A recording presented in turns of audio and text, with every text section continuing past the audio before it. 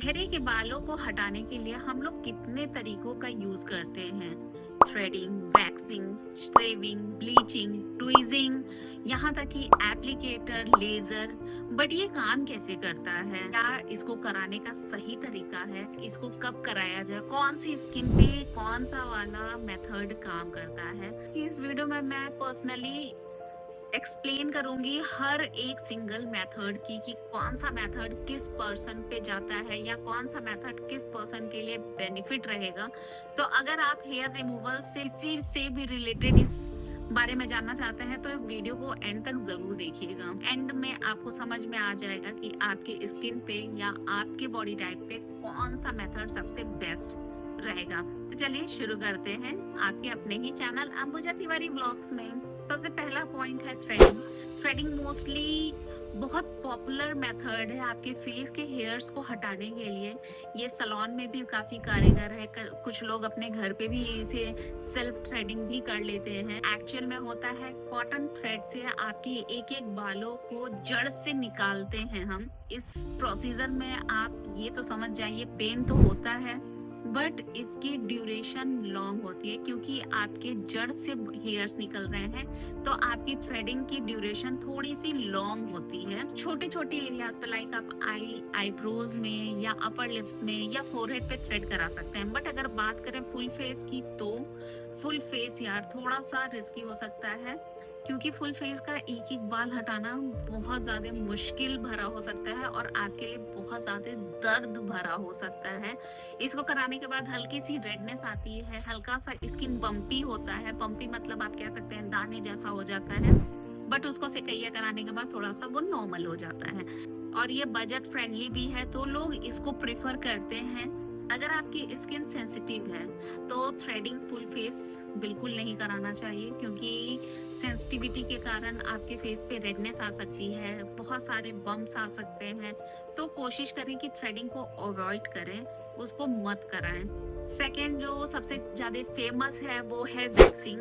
बहुत सारे लोग वैक्सिंग प्रिफर करते हैं। वैक्सिंग स्किन पे लगाई जाती है अपर लेयर पे एंड उसको थोड़ी देर ड्राई करके रिमूव कर दिया जाता है।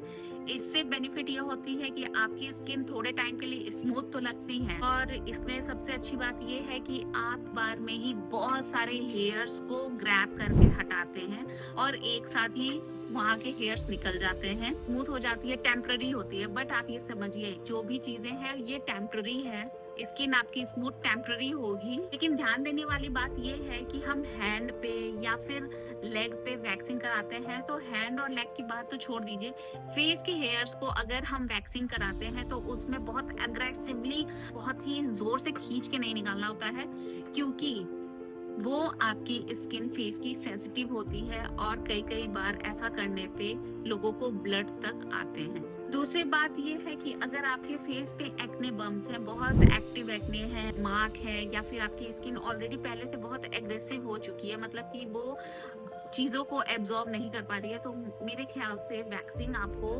फेस पे नहीं लेनी चाहिए क्योंकि उससे आपके एक्टिव एक्नेस और बढ़ सकते हैं। आप एक्ने प्रोन मतलब लाइक अगर आपके 2-3 एक्ने हैं तो आपके पूरे एरिया पे एक्ने हो सकता है, तो मेरे हिसाब से तो नहीं करना चाहिए इसे। थर्ड पॉइंट है फेस रेजर। ठीक है, फेस रेजर भी आजकल काफी ट्रेंड में चल रहा है, बहुत सारे लोग फेस रेजर भी यूज कर रहे हैं।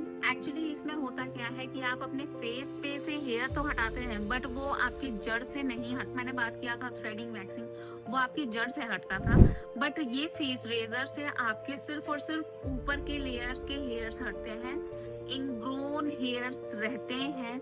इससे आपकी स्किन टेम्पररी स्मूथ लग सकती है बट इसमें बहुत सारे डाउट ये रहते हैं क्या इसको कराने के बाद हमारे फेस हार्ड हो जाएंगे, क्या हमें इसे मतलब करना चाहिए या नहीं करना चाहिए, बहुत सारे मिथ्स हैं। बट इसको समझने की बात ये है कि अगर आप फेस रेजर कर रहे हैं तो आपकी स्किन पे सिर्फ और सिर्फ ऊपर से हेयर्स जा रहे हैं, इनर ग्रोन हेयर्स नहीं जा रहे हैं, तो इसके लिए आपको स्किन अपनी थोड़ी सी टाइट लग सकती है, 1-2 दिन में आपको लगेगा कि बहुत मोटे हेयर्स आ रहे हैं, बट एक्चुअल में वो मोटे नहीं होते हैं। जब वो पूरे ग्रोथ हो जाते हैं तो वो आपके नॉर्मल हेयर ग्रोथ की तरह ही होते हैं। और सबसे बड़ी बात, ये बिल्कुल पेनलेस है। अगर किसी को सेंसिटिविटी है, पेन का प्रॉब्लम है, तो वो फेस रेजर ले सकता है, बट उसकी टेक्निक मैंने पिछली वीडियो में शेयर की है, तो आप उस टेक्निक को देख के फॉलो करना, ठीक है।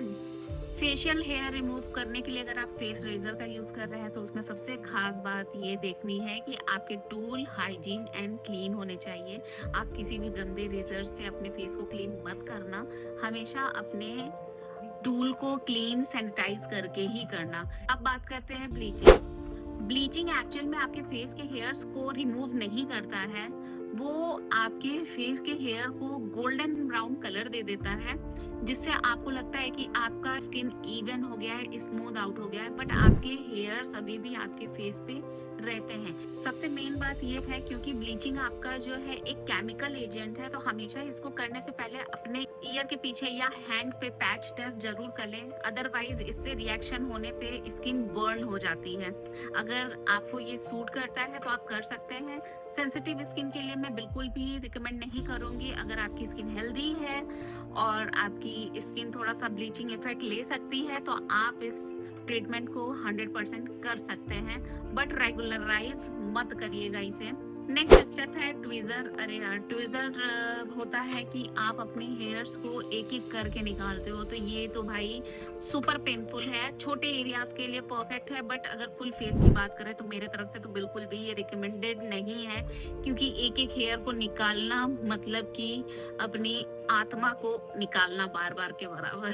ठीक है, तो मेरे हिसाब से तो यार ये बिल्कुल भी रिकमेंडेड नहीं है। हाँ, एक आध हेयर से आपको कहीं दिख रहे हैं तो वो ट्विजर से आप निकाल सकते हैं, बट फुल फेस के लिए बिल्कुल भी अलाउडेड नहीं है। इस बात करते हैं डर्मा प्लानिंग की। डर्मा प्लानिंग भी बहुत अच्छा प्रोसीजर है, बट ये एस्थेटिशियन करते हैं, आपके डर्मेटोलॉजिस्ट करते हैं, डॉक्टर्स करते हैं, क्योंकि इसमें सर्जिकल ब्लेड आती है। अगर आप खुद से करने जाओगे तो मे बी आप अपनी स्किन को कट लगा लोगे।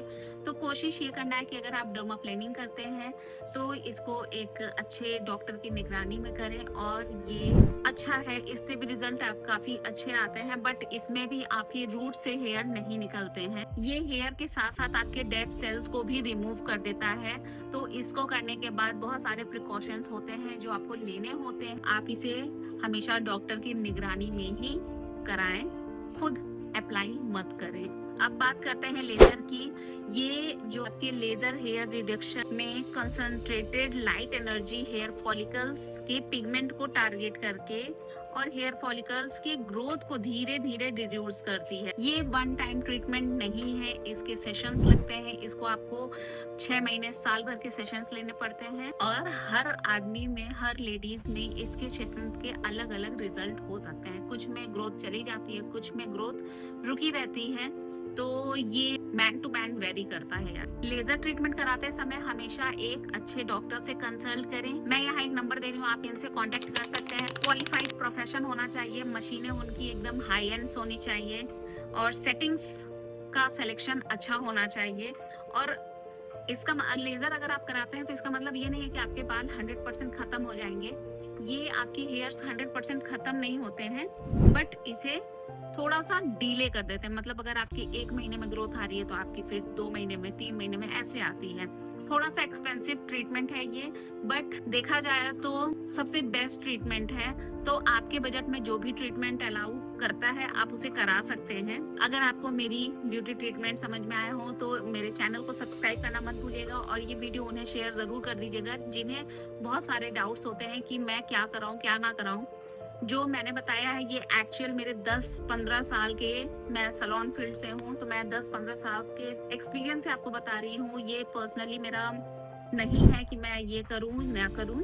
ऐसे ही ब्यूटी टॉपिक के लिए मुझे फॉलो करना मत भूलिएगा। चलिए मिलते हैं नेक्स्ट वीडियो में। बाय, होप आपको मेरी वीडियो पसंद आई हो।